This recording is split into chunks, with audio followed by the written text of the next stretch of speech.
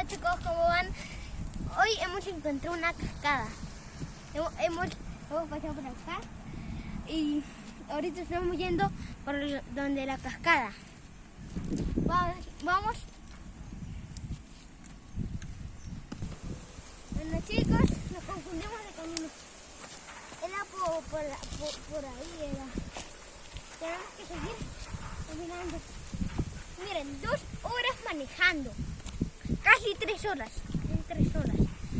Hemos estado todo descubrido y hemos encontrado varias cosas. Vamos. Así. Bueno chicos, acá está la cascada. Es que no se puede ver también porque la vegetación ha tapado la cascada y entonces ahí así no se puede ver también. Ahora sí, adiós chicos, que les vaya bien.